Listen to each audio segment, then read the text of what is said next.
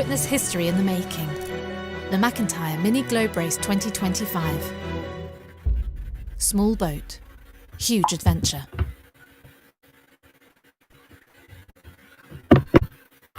Japers, too many things not going on right at the moment. Anyway, this was a bit of a rushed thing. Dan just called me a minute ago and I said, hey, let's do it live. I'm just going to try and ring him now. So some of you will obviously miss this live. It wasn't scheduled, but it's always a good way to do it. He dropped anchor. You probably saw that earlier this morning in the dark in there. And anyway, he's happy to be there. All is pretty good. So I just got to turn this off. I must have a bug in it, but anyway, it doesn't matter. So we'll just go with this. And if you didn't meet it live, don't worry. You can replay it. So I'm just calling in now. Dan, the man. How you doing? Not bad. Let me turn the volume up so people can hear you. I'm just going to turn this around now. So here's Dan. Hang on, what am I doing here? I'll put you on this side. You won't be able to see much. But anyway. Oh, hang on. I got to get rid of this camera. That wasn't there. Oh, this one's not working now. You're on there, but we've got my vision on that one. Why is that happening? Hang on, I'm just going to turn. No, stay there. Don't go away. Something's gone wrong here. I've got to turn the camera over. Bloody hell. That should. Nope, that's not doing it. No, bugger it. We'll let it go. Hang on. Jeepers. That's a bit better. Okay. Now, I'm there. I don't know whether people can see that so well, but it's okay. So, how have you been? Well done, by the way. Yeah, thanks. It's good to be in. I'm happy to be here. Feeling good. It was, last night it was pitch black last night. So it's a bit challenging sort of getting into where I needed to go. But anyway, I found there's a little breakwater and on the plotters and things are saying, it's safe to anchor outside and. Which probably is, and it's okay, but it's fairly swelly and it's pitch black and there's boats everywhere. So just been a little bit nervous since I've been here. First time I've actually ever anchored this thing, so just worried it's going to drag or whatever. But it's been fine. It's been okay. It's just a bit rolly and whatever, and the swell's died down a bit now, and I'm feeling pretty comfortable. So all good. Yeah, good. Hey, give us a look around. Just turn the camera around and just do a slow roll around the anchorage, just so people can see. Right. No worries. Just turn the. Look here. Yeah. Yeah. My little thing doesn't. Oh, here we go. Yeah, gotcha. Okay, you got that? Yeah, got that. So snow on the mountains. So there's like a mountain off to my stern. So that looks like this big pitch black thing in the middle of the night. So then sort of scrolling around to the front here. There's the anchorage. That's the breakwater there. There's the breakwater just in front of me there. Yeah. So Renaud's on the other side. Renaud's on the other side of the breakwater. That's right. I can actually see his mast. You won't be able to see him in this video because it's so small, but I can see his mast with his masthead light on there. So the plan is after this call, I'm going to probably wander in there. I couldn't go in there last night. There's just boats everywhere. Yeah. And then just up to my starboard here, there's like on the shore, there's a little boatyard type thing. Yeah. And sort of when I came in, I could hear the crashing waves. I wasn't sure how close the shore was, and when I first sort of did a bit of a Yui, I was pretty close there. So, and then just got sort of boats off to my stern here as well. So that's cool. That's sort of where I came in from last night. Through that little gap. Yeah. And well done. Actually calmed down a bit, but it's not too bad. So I've just been the last sort of half an hour been blowing up my tender, which I've never blown up before. Does it work? I didn't realise, but it looks like it looks like a giant penis, which is pretty funny. But it's going to be pretty funny big on that for the rest of the journey. But anyway, that's what it is. That's cool. So you must be feeling pretty good in that. The Marquesas is one of those words. Even you say, it's one of the dream cruise spots in the Pacific, and now you sailed from bloody Portugal all the way across here. So Yeah. try and describe that. Oh, I was talking to Mike the other day, and saying you basically already covered. You have, like, in terms of longitude, you've covered a third of the world, and it's hard to believe, like, in a 5.8 meter boat to be here. And I was actually thinking when I was sort of coming in, like, it's just crazy. And even this morning, when it's only 6:30 or whatever now, and there's people in these other boats, and they're just looking at this thing that rocked up. That wasn't here last night, and they're looking at this thing going, what on earth is here? So it's kind of surreal in a way, but, I'm really excited today and yesterday, and I'm a bit dishevelled now, but I couldn't really sleep for the last 2 nights because I was excited to get here, and then last night I was like, oh God, now I'm going to try and stay awake because I'm in this anchorage, and I actually ended up getting about sleep in the end. I thought, I stayed awake for quite a while, and I set an anchor alarm, and ended up getting about 2 hours sleep. So I'm pretty happy about that. And the boat actually feels okay, and I don't, feel comfortable. It's not really going to drag here. So anyway, long story short, I'm stoked. Yeah, exactly. So I mean, you and everyone, Renaud, yourself, and the rest of the fleet, they've all been doing pretty well, Because it could have taken 50 days, and you're 35 days or something. So that's pretty cool. Yeah, 33, 4 whatever days, and yeah, really, I anticipated, 40 or 50, and even at the start, we got going pretty quickly, and then the doldrums, I was thinking, oh my God, like looking at that wind, it was like, from 5 degrees north to 5 degrees south, there was basically nothing there. We just barreled through the middle of it thinking, oh my God, it could be here forever, but these boats sail really quite well in the light air, and you only need a little bit of breeze, and the thing keeps moving, so... we got through there relatively unscathed, and then it was just a drag race, and really quick thereafter, and it's quite impressive how quickly we got here. Yeah, exactly. So tell me about your food. Did it get horribly boring, or is it like? Oh my God!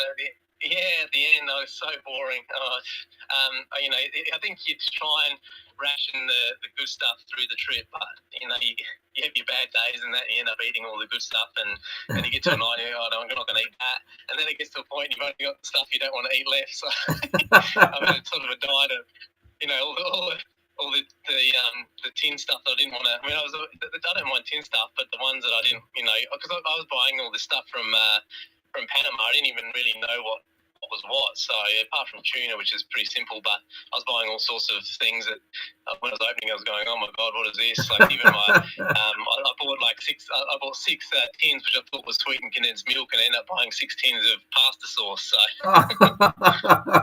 that's a bit of a blow. Hey, we got some people. We got some people there. I'm watching the comments here. If you want to ask any questions, everyone that's watching here, you can just drop them there. So okay, so and what about your body? How's your body? Have you no dings, bruises, rashes, bloody bits? You get was it comfortable living on board or what? It was like that first trip from Portugal. I was getting cuts and bruises, and I was banged up, and I was thinking, oh my God, this is crazy. And they don't. I don't know, like if you notice at sea, they don't seem to heal that quickly. Like stuff doesn't heal that quick, and it can get infected and whatever. But I really looked after myself this last 33 days, and I was showering, with seawater and even just fresh water a lot, and trying to move slowly around the boat. I wasn't, making quick movements, and I didn't have any issues whatsoever, apart from feeling a bit tight and that sort of thing from crunched over, and getting sore from just bracing yourself.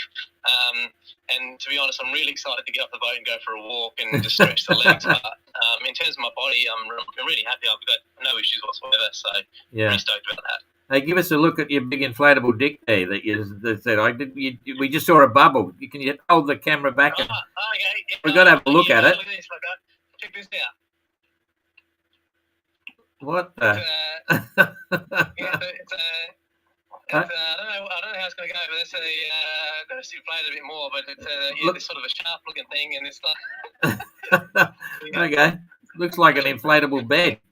Jeepers. Yeah, so. Okay. That'll be interesting. So. All right.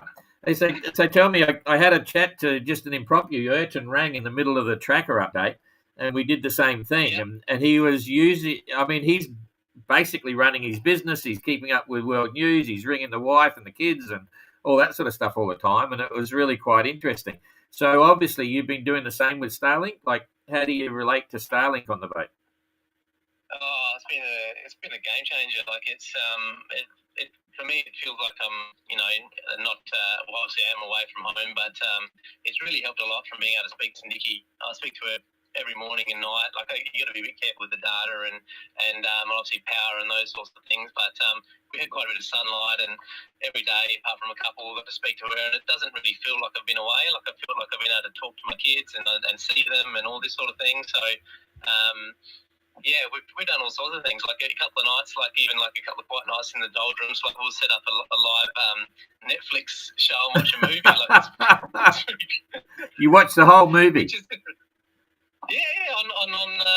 Together online. So it's like a date night. So that's pretty crazy. Yeah. So okay. So hang on, I got to get this sorted. So you got Nikki on WhatsApp, and you're watching the movie on your computer at the same time. Yeah, like basically we're watching it like I've got my face here and your my little face and your little face, and we've got the movie in the background, so it's pretty cool.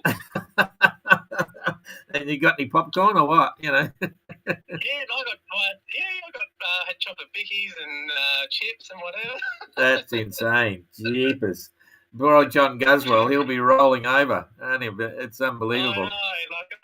I feel sometimes I really feel bad because I was thinking, those sorts of things. You do that at the ocean, you got to, be out and be one with nature, which is what I've been doing. But far out, like it's just still having date nights at sea. It's pretty crazy. Yeah, absolutely. So how's the boat holding up, like maintenance wise and things like the sails and all that sort of stuff? Can you see it going the distance? Yeah, absolutely. Like you definitely gonna have to look after things. Like I got to cover a little, just the bottom of the spinnakers starting to fray quite a bit, and those sorts of things. So probably got to keep an eye on those sorts of things. So there's a long way to go. A lot, for spinnakers to go the whole way around the world, and some of those spinnakers are up for weeks at a time. So it does make you a bit nervous, but everything's holding in there, and just try and look after everything. But so far so good. I haven't had any issues. With that trip, I didn't have anything at all. A couple of cleats and things, and I need to replace in Tahiti, and I'm hoping to sort out the furler in Tahiti as well. My parents are coming there, so really looking forward to that. But the boat's going really well. Happy with how it's performing, and everything on it is going really well. So yeah, really happy. Yeah, have you checked out barnacles on the bottom? Have you got any barnacles, you reckon, or? I haven't been over the side. My plan was to go over here, but apparently the fishermen have been dropping a lot of stuff in. There's a lot of sharks around. I've seen a few sharks here this morning. Have a look for the water to be clear and stuff as well. So a bit of exploring while I'm here and have a look underneath.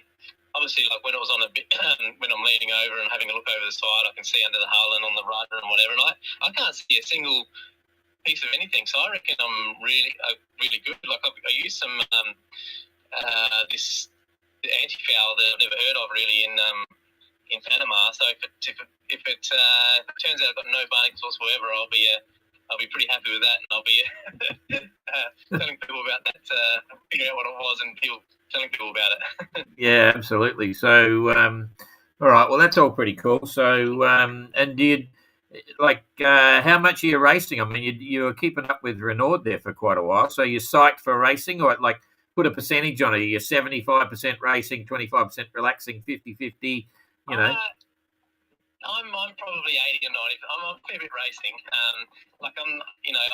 Renaud's extremely experienced, and to be honest, I probably wouldn't be where I am if it wasn't for a lot of the knowledge that he's been passing down to me over the time, and people like him and Kerry. So I've been learning a lot. I've never done any solo sailing at all really until I started this race. So I've come from from not much experience in terms of I've done a lot of sailing, but not solo stuff. So and for me, I just want to get better every day, and I want to learn. So I'm trying to learn from these guys, and they're more than willing to help me, which has been great. But in terms of racing, I like to relax and I like to go for a fish or whatever, and like to get my mind off things. But there are days where I get quite into my racing, and even after the doldrums, like I didn't sleep for 4 days through the squalls, just trying to keep the speed up and those sorts of things. So yeah, I'm trying to be competitive, but I'm not anticipating being able to beat Renault or whatever. But you got to keep him honest. Absolutely, he'll be looking over his shoulder. So did you see that big fish that got away, or you just took the lure and took the gear? Well, the first one I did. So I've got video of the first one, which was huge. It was like 5 or 6 foot long.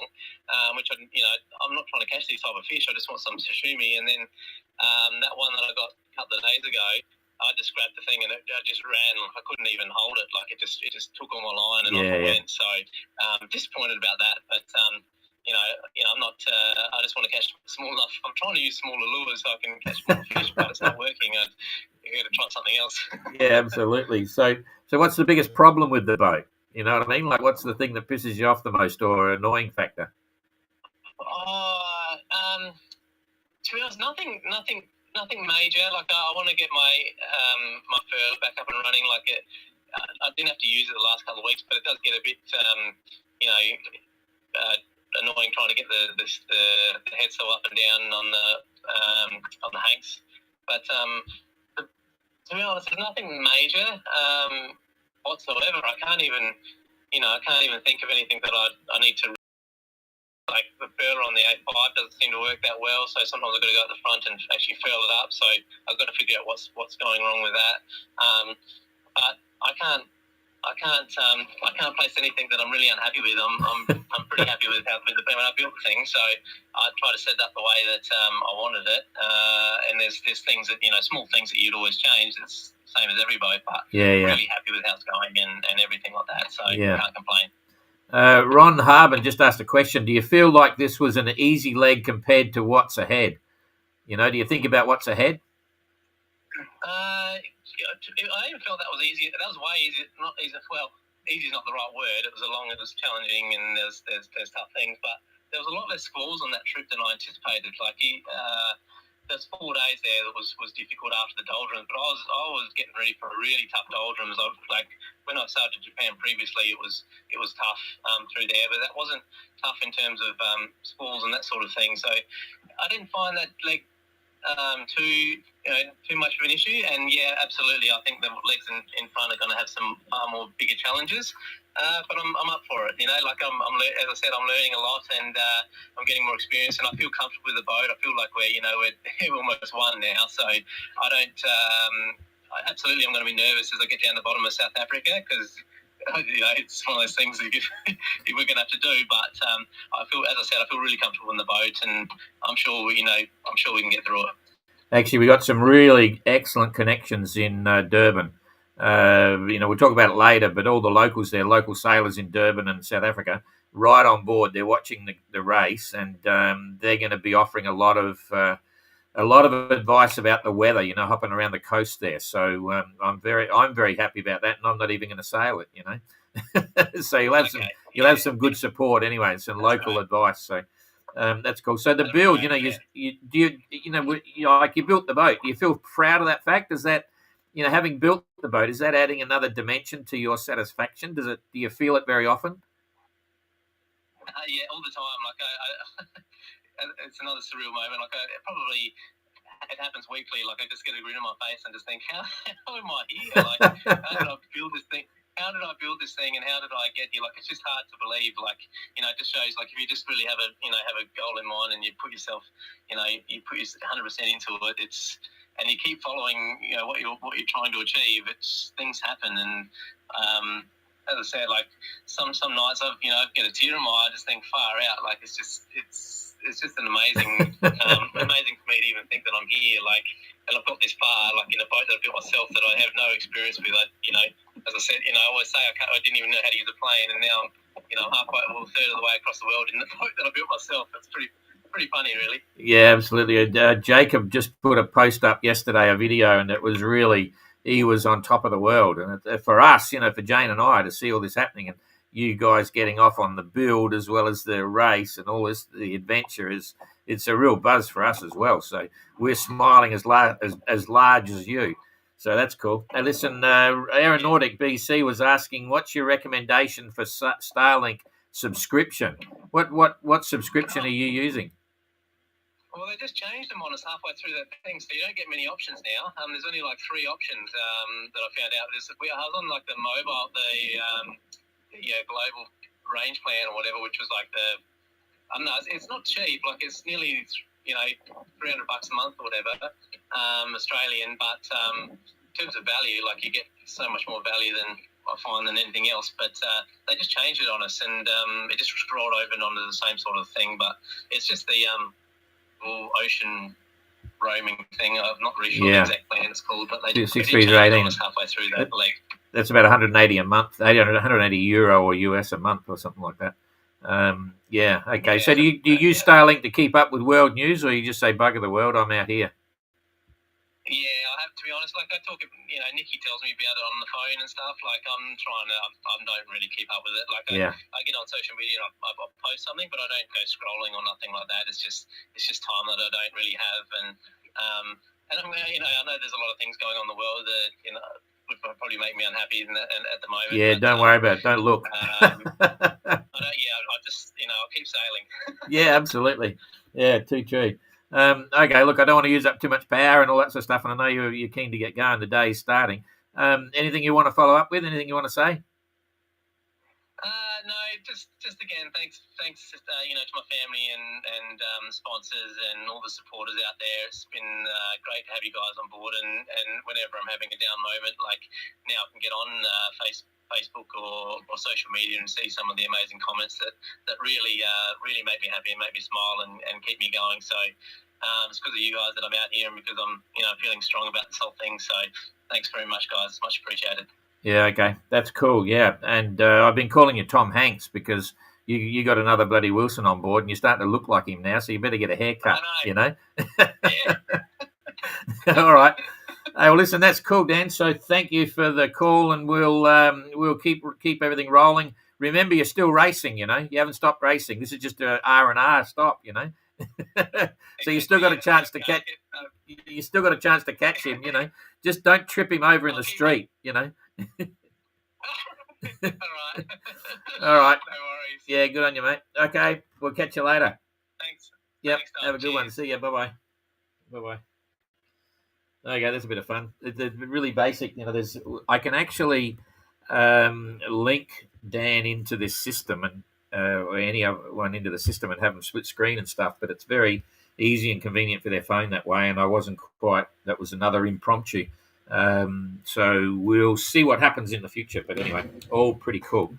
Okay, I'll go. I'll finish this up, and then we'll be back with the tracker very soon. Probably in the next 15-20 minutes, we'll be back up here live again with the tracker and see who else rings in. Okay, see you later. I'll hit that and hopefully, no, something's frozen here. There we go. There's history in the making. The McIntyre Mini Globe Race 2025. Small boat, huge adventure.